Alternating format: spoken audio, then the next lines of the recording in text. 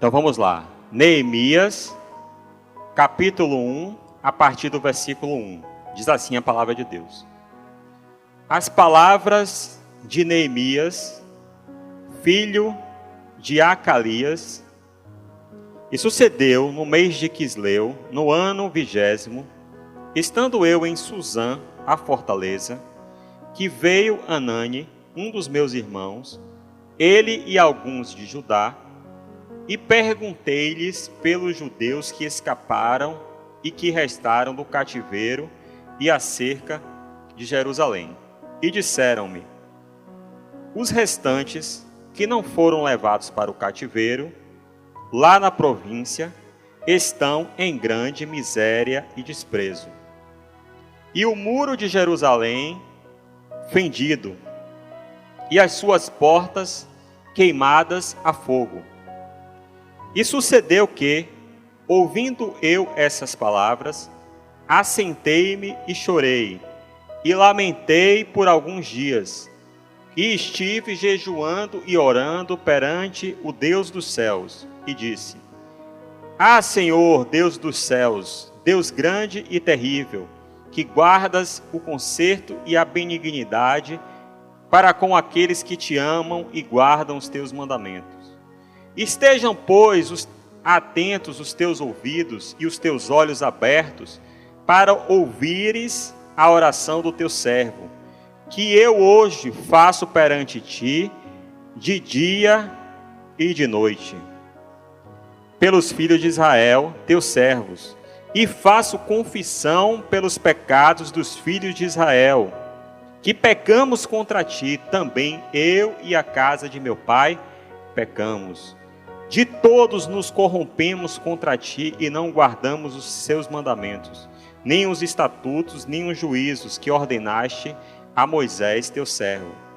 Lembra-te, pois, da palavra que ordenaste a Moisés, teu servo, dizendo: vós transgredireis e eu vos espalhareis entre os povos. E vós vos convertereis a mim, e guardarei os meus mandamentos, e os fareis. Então, ainda que os vossos rejeitados estejam no cabo do céu, de lá os ajuntarei e os trarei ao lugar que tenho escolhido, para ali fazer habitar o meu nome. Estes ainda são teus servos, e o teu povo que resgataste com a tua grande força e com a tua forte mão. Ah, Senhor, estejam, pois, atentos os teus ouvidos à oração do teu servo, e à oração dos teus servos que desejam temer o teu nome, e faze prosperar hoje a teu servo, e dá-lhe graça perante esse homem. Então eu era copeiro do rei. Amém. Glória a Deus. Amados, podem sentar. Amados, o ser humano, o homem, ele é um ser social. Ou seja, ele não foi criado por Deus para viver isoladamente. Ele foi criado por Deus e ele precisa se relacionar com outras pessoas. Nós, na verdade, somos afetados emocionalmente pela forma como nós nos relacionamos com outras pessoas. No próprio livro de Gênesis, a palavra diz que Deus, em determinado momento, falou que não era bom que o homem andasse só. E por isso, ele criou uma auxiliadora, uma ajudadora idônea. Você pode ver isso em Gênesis 2:18. Então Deus criou ali naquele momento a mulher para que ela estivesse ao lado do homem, para que o homem não vivesse isoladamente. Então, para que o ser humano seja completo, para que o ser humano seja feliz, ele precisa se relacionar. Ele precisa aprender a se relacionar com outras pessoas. Até mesmo para nós suprirmos as nossas necessidades básicas, nós precisamos nos relacionar. Então, por exemplo, ainda que você precise sair de casa para ir no mercado, para comprar, né, os alimentos para a sua família, nesse trajeto você vai se relacionar. Na sua casa você vai se relacionar com outras pessoas. Lá onde você vai se relacionar com outras pessoas. No seu ambiente de trabalho, onde você adquire o sustento para a sua família, você vai precisar se relacionar com outras pessoas, na própria família. E nós vamos nos relacionar com pessoas que têm os mais diferentes perfis, os mais diferentes temperamentos, pessoas das mais diversas classes sociais, pessoas que muitas vezes são completamente diferentes de nós, que têm preferências completamente diferentes de nós. Podemos falar, por exemplo, do casamento, né? O que é o casamento? É você pegar duas pessoas, um homem e uma mulher, totalmente diferentes, com criações diferentes, vindo de culturas diferentes. E você vai pegar aquelas duas pessoas e você vai falar: agora vocês vão constituir uma família e serão fiéis uns aos outros, na alegria e na tristeza, com saúde ou com doença, com dinheiro ou sem dinheiro, até que a morte vos separe. E aí você vai precisar exercitar todos os dias a temperança, o perdão, para que isso realmente venha se cumprir. Então, a forma, o comportamento das outras pessoas, elas influenciam em nossas vidas. Isso é algo inevitável, inevitável. O comportamento das outras pessoas influenciam em nossas vidas. É impossível nós nos blindarmos completamente das atitudes e do comportamento de outras pessoas. Então, por exemplo, vamos dizer uma situação que tem uma pessoa numa família e que o filho seja, por exemplo, usuário de drogas. Aquilo, sem dúvida, vai influenciar na vida dos pais. Ou, por exemplo, o filho que está no álcool, por exemplo, né, nas drogas, no álcool, ou na criminalidade, por exemplo. Qual é o pai ou a mãe que vai dizer que está 100% feliz, sabendo que tem um filho nessa situação? Sabendo que o seu cônjuge, por exemplo, não está nos caminhos do Senhor? Sabendo que existe um filho ou um parente, um amigo que está enfermo, que está com enfermidade grave, muitas vezes correndo risco de vida, né? Pessoas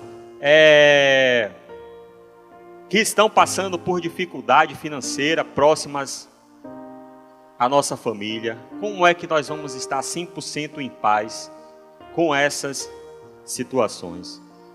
Ou, por exemplo, se nós moramos numa cidade como Salvador, né, que os índices de violência são altos, que a criminalidade é muito alta, né? Como a gente não vai ficar preocupado, por mais que a gente saiba que temos um Deus que é o nosso Pai, que nos guarda, que nos protege, mas de certa forma nós ficamos preocupados quando os nossos filhos saem de casa por conta da violência. Ou, por exemplo, se nós trabalhamos numa empresa e nós sabemos que essa empresa está numa situação de dificuldade financeira, está correndo o risco de quebrar, de falir essa empresa, como você não vai ficar preocupado, sabendo que dali vem o sustento da sua casa? Ou, por exemplo, nessa situação que nós estamos vivenciando, né, de uma pandemia, né, que está aí, isso também acaba muitas vezes trazendo preocupação para as nossas vidas. Então eu citei apenas alguns exemplos de como a vida de outras pessoas, de como eventos, situações que acontecem na vida de outras pessoas, como o comportamento de outras pessoas pode sim influenciar em nossas vidas. E se nós quisermos ter a vida abundante que Jesus prometeu, Jesus veio: eu vim para que tenham vida e a tenham em abundância. E se nós quisermos de fato ter a vida abundante que Jesus nos prometeu, que é um direito que Ele conquistou para nós na cruz, nós temos que gerenciar corretamente e da melhor forma os nossos relacionamentos e conviver da melhor forma com essas situações. Acontece, amados, que isso não é algo tão simples. Por que que não é tão simples?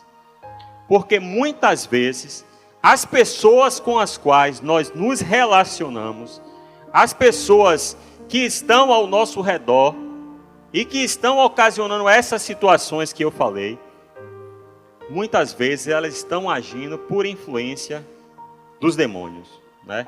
Aquelas pessoas estão sendo influenciadas por essas entidades e muito do comportamento delas se dá por conta disso.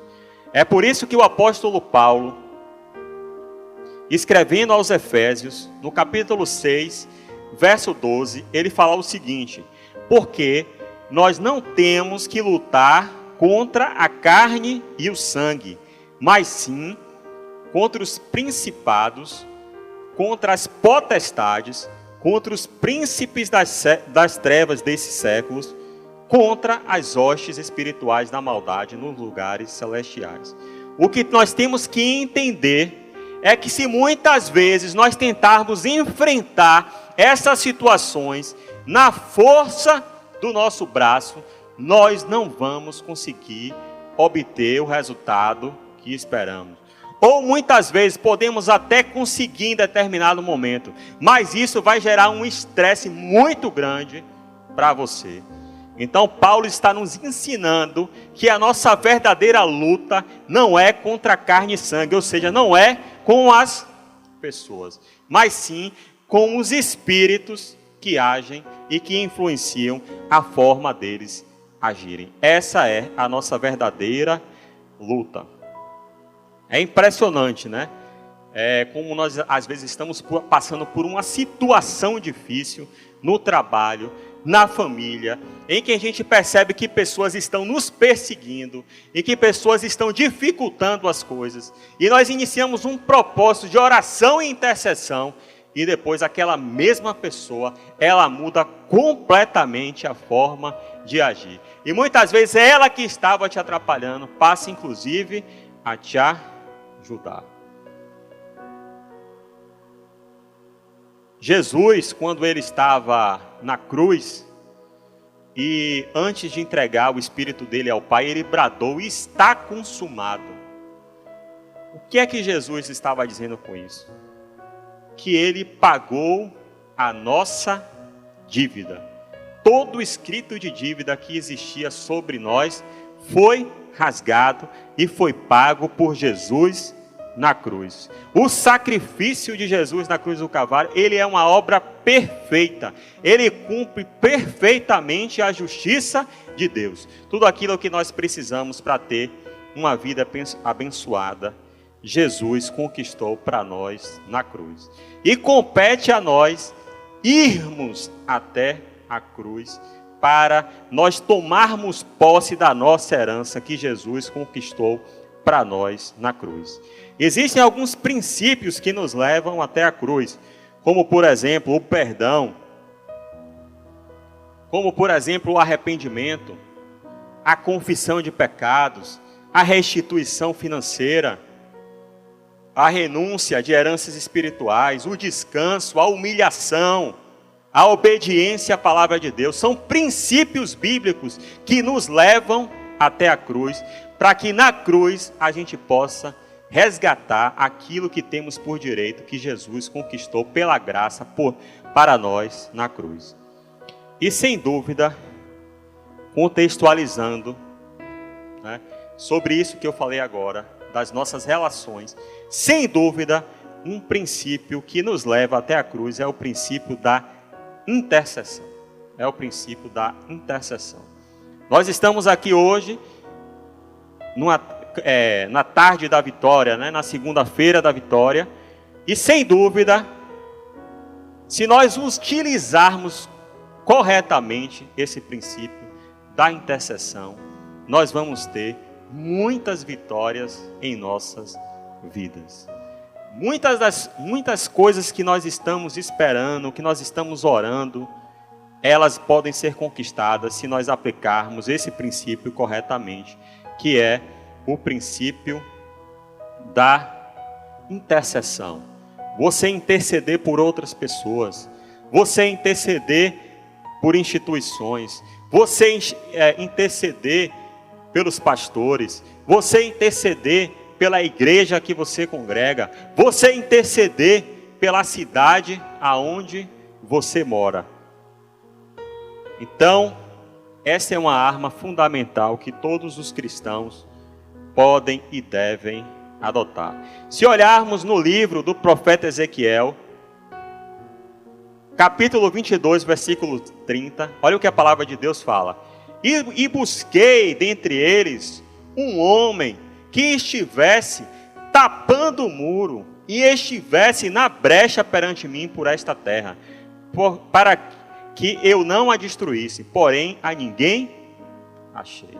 Então, naquele instante, o povo de Israel havia abandonado o Senhor e estava indo atrás de outros deuses. Deus já tinha advertido eles inúmeras vezes que eles deveriam largar a idolatria e se voltar ao Senhor.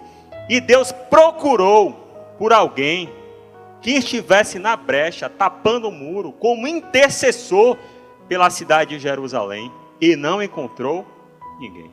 E por aquele motivo, Jerusalém, ela foi destruída. Deus procura por intercessores. Deus procura por pessoas que vão se colocar na brecha, tapando o muro, por pessoas, por instituições, por cidades. Ele procura por intercessores, para que os propósitos de Deus se cumprissem. Minha esposa, ela não gosta muito que eu cite ela não nas pregações, mas agora é pertinente, né? Quando eu casei com Hannah, eu ainda não era convertido ao Senhor. Ela casou, né, em julgo desigual. Eu ainda não estava firme nos caminhos do Senhor. E ela já estava.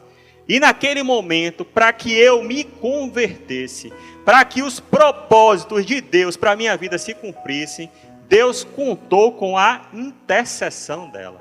E ela intercedeu, juntamente com os pais, com os primos, com os tios, pela minha vida, por cerca de 3 anos. Até que Deus me alcançou e eu me converti ao Senhor e eu pude viver os propósitos de Deus para a minha vida. Existem muitas pessoas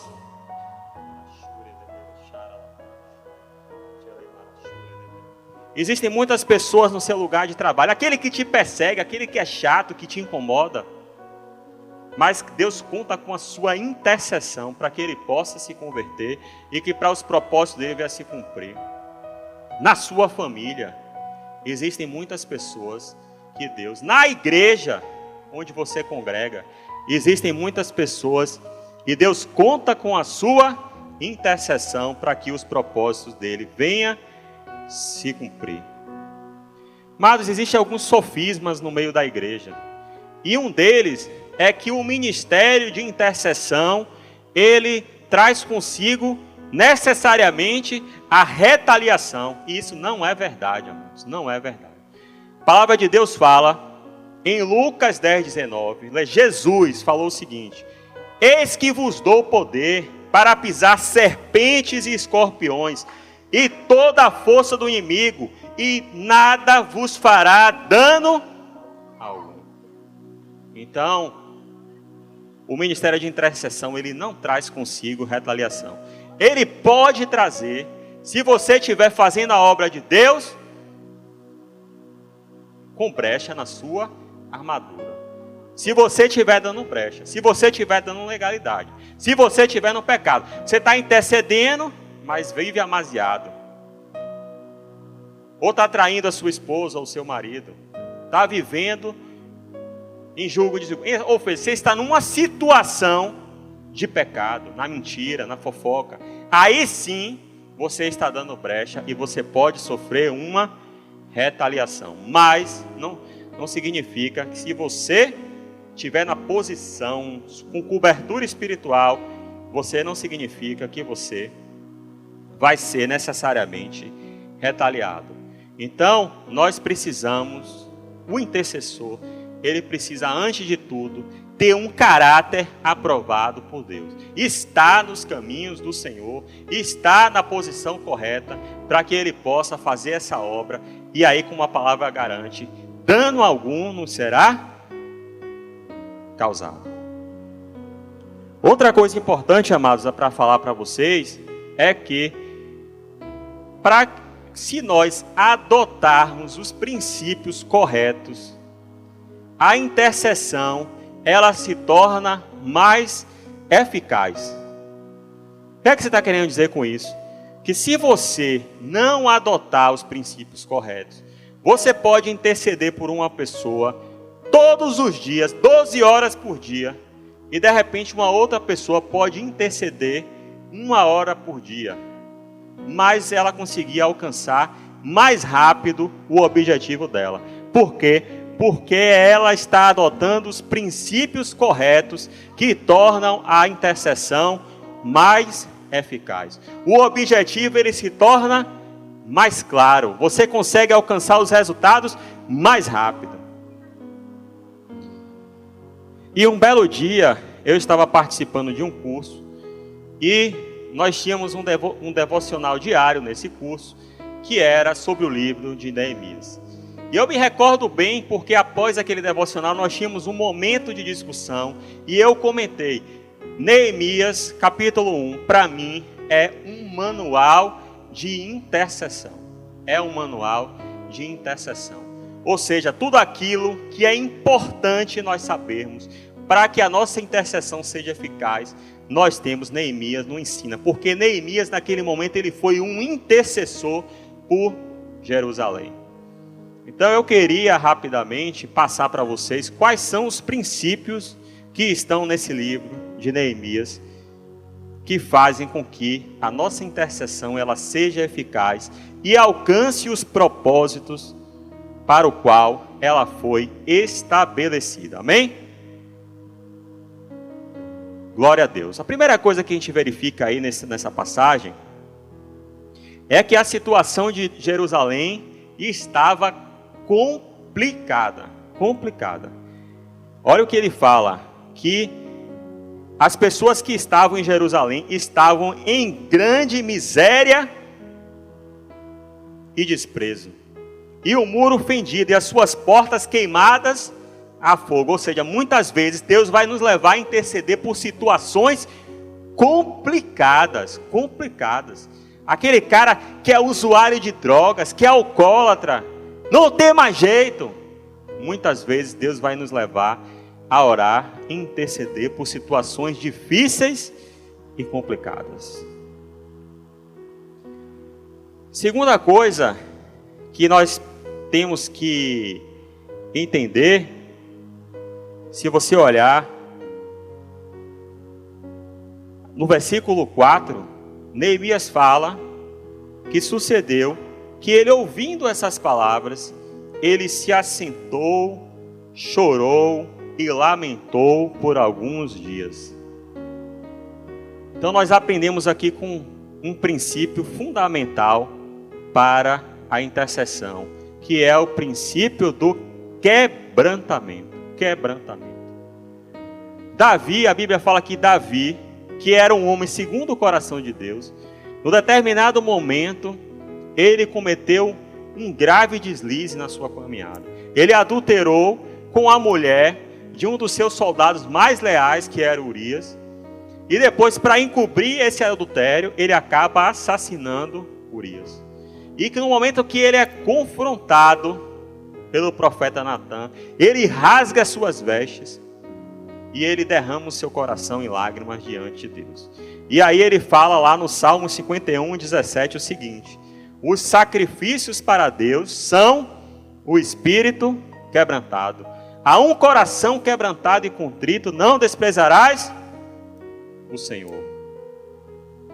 O coração do intercessor, ele deve ser movido por íntima compaixão. Isso é que deve mover o coração do intercessor. E ele deve ter uma atitude de quebrantamento diante daquela situação. Quando ele vai rasgar suas vestes diante de Deus. E ele vai chorar diante de Deus por aquela pessoa, por aquela situação.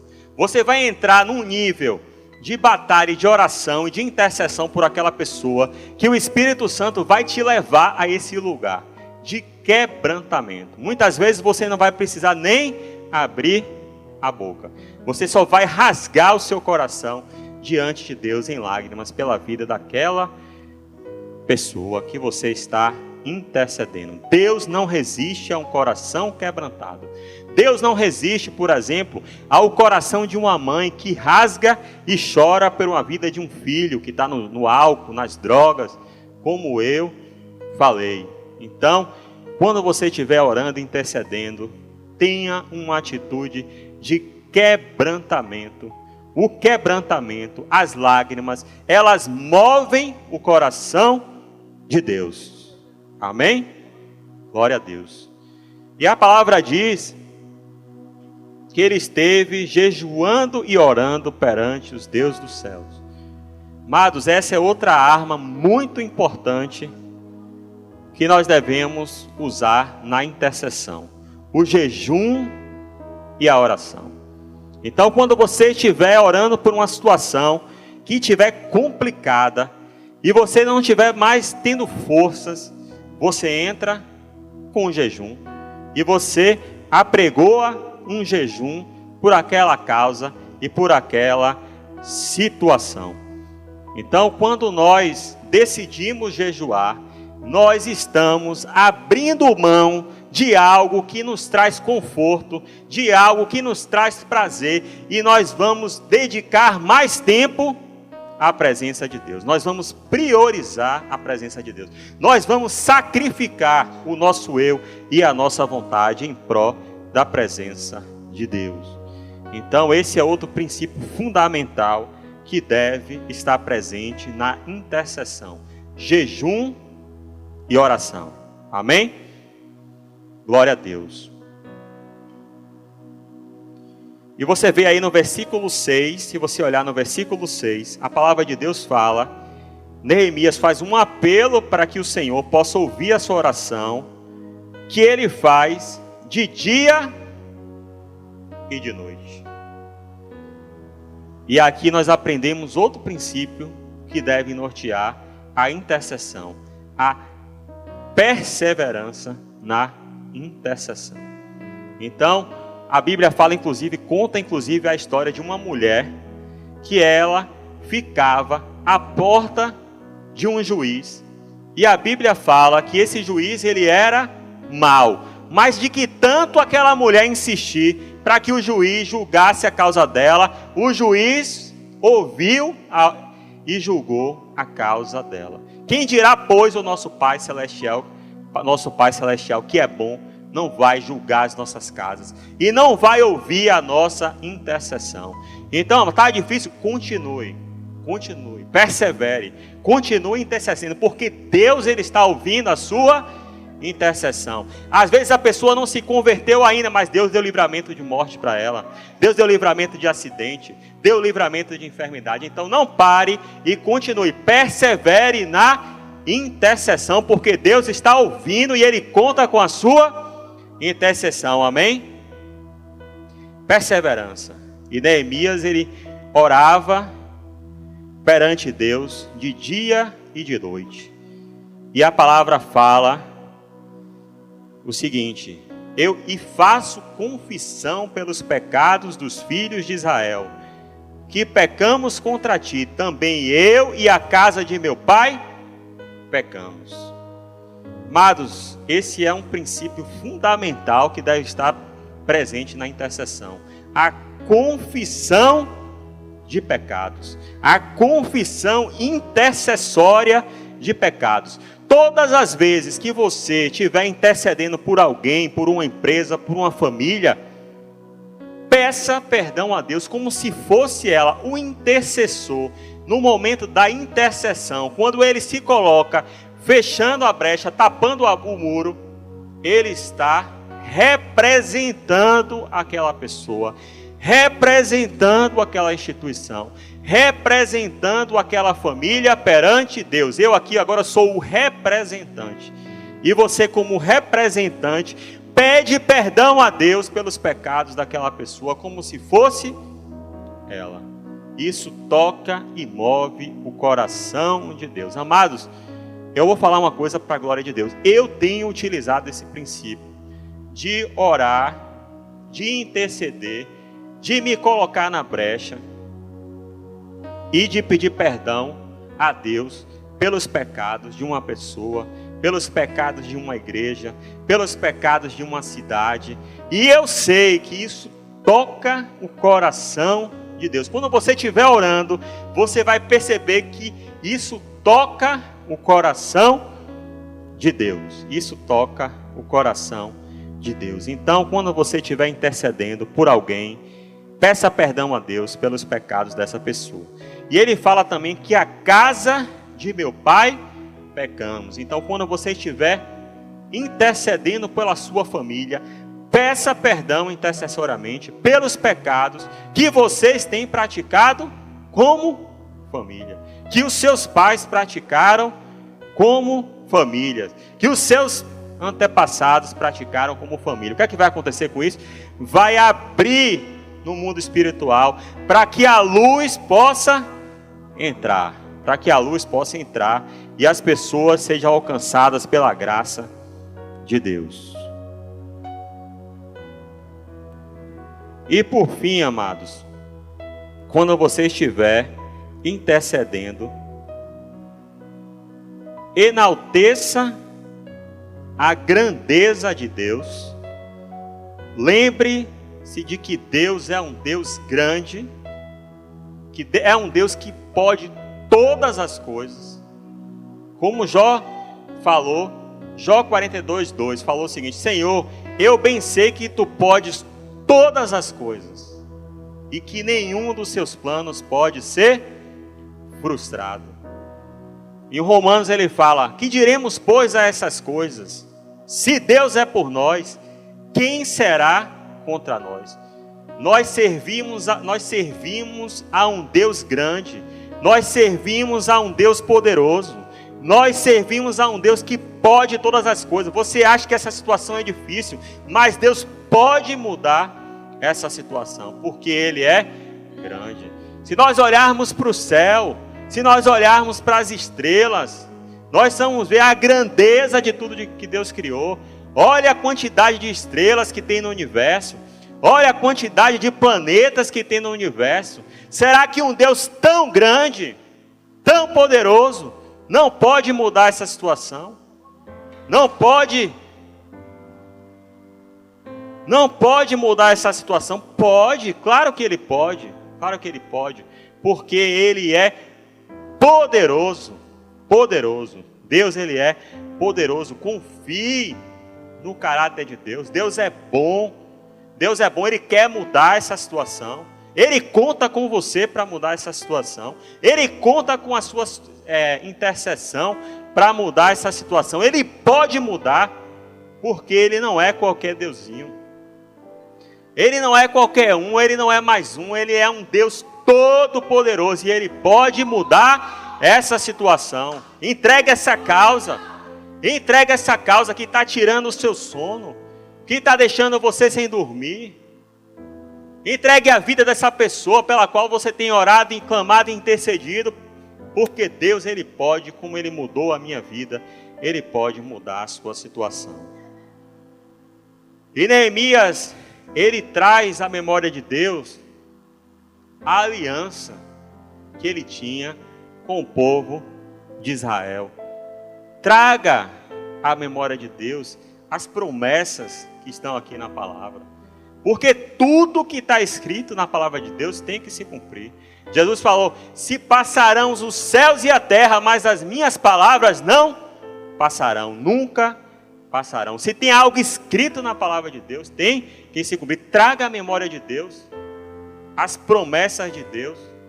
quando Ele prometeu que daria para Abraão e para sua semente, aqui na terra, um lugar de vida abundante, uma terra que mana leite e mel. Traga a memória de Deus, porque Deus é bom, amor. Deus é bom, e Ele quer mudar essa situação pela qual você está passando, amém? Glória a Deus. Então, amados, eu queria agora convidar vocês a ficarem de pé. Nós vamos ter um momento agora de intercessão, para que Deus possa visitar os nossos familiares. Nós entregamos esse momento agora para que o Espírito Santo possa direcionar e para que Ele possa nos conduzir, amém? Vamos orar então? Glória a Deus.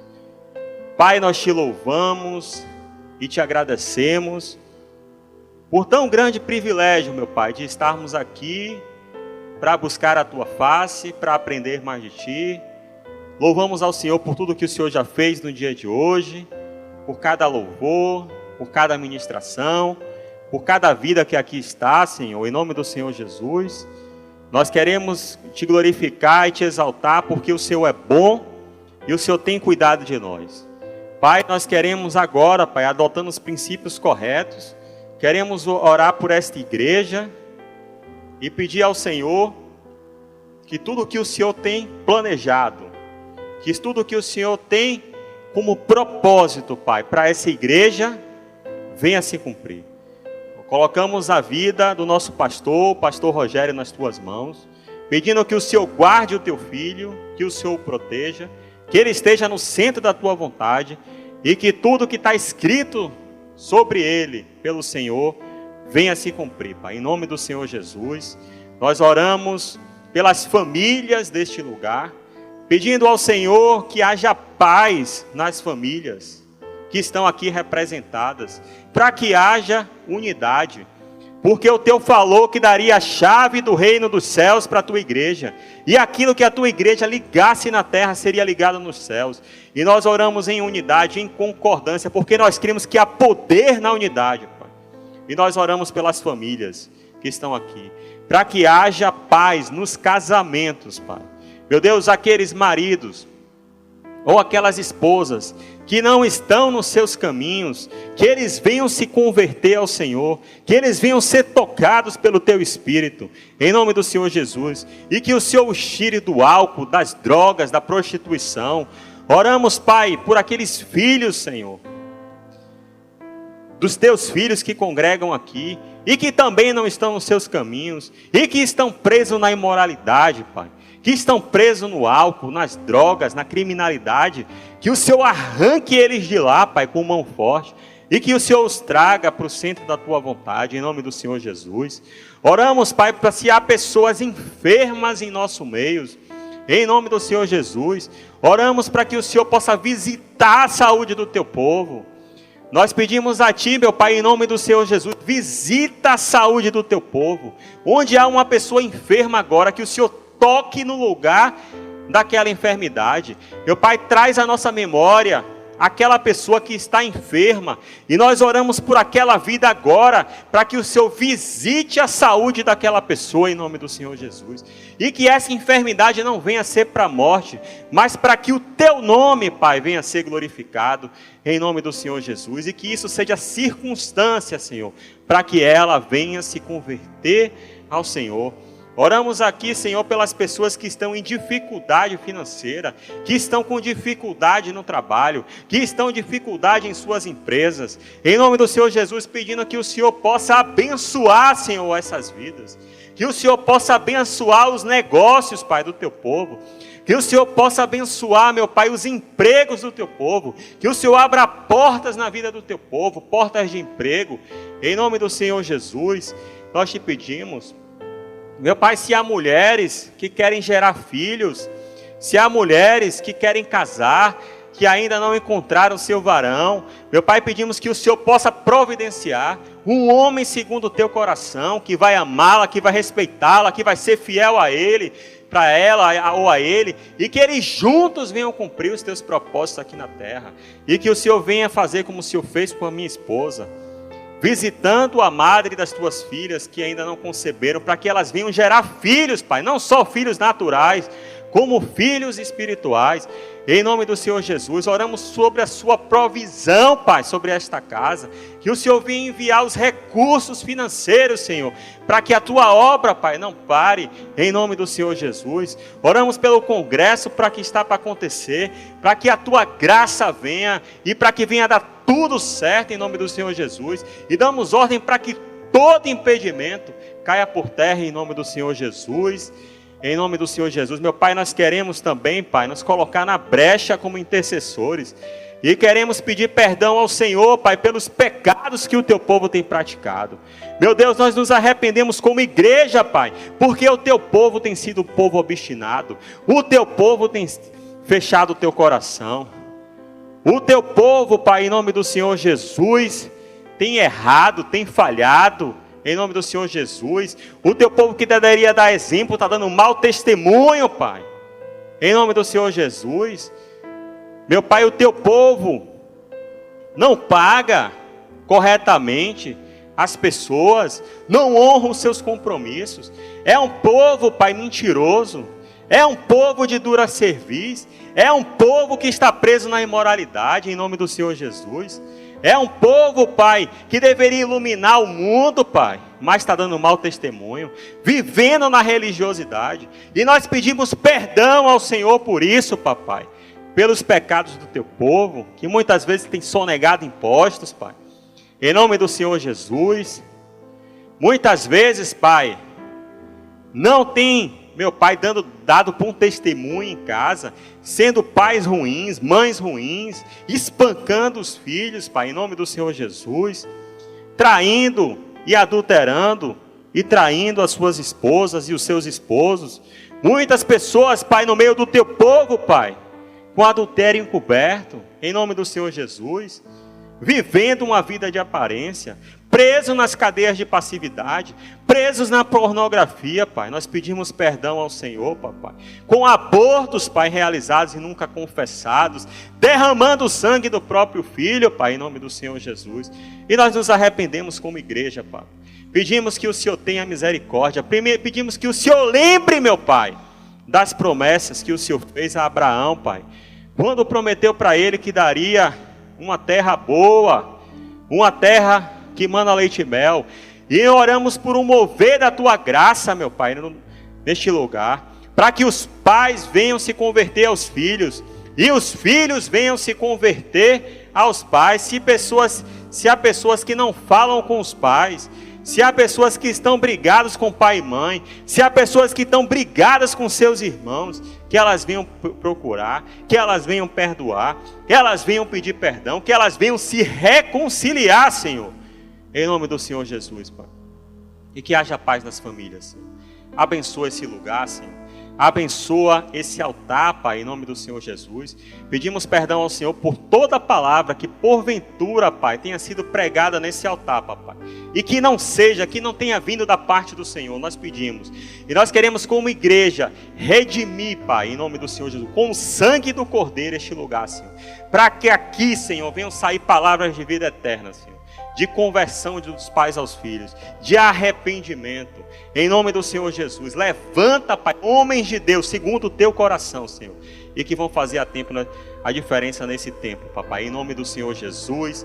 E que a cidade de Salvador, Senhor, que está presa, está perdida, Senhor, que não sabe o que fazer, Senhor, venham encontrar aqui, Papai, um reduto, Senhor, um reduto, em nome do Senhor Jesus, para que possam, Pai, entregar verdadeiramente a sua vida para o Senhor. Nós queremos profetizar uma grande colheita de almas aqui nesse lugar, Senhor. Milhares e milhares de pessoas se convertendo ao Senhor Jesus. Milhares e milhares de pessoas tendo as suas vidas transformadas, Pai, em nome do Senhor Jesus. É o que nós te pedimos e agradecemos como igreja, em nome de Jesus. E quem crê diz: glória a Deus.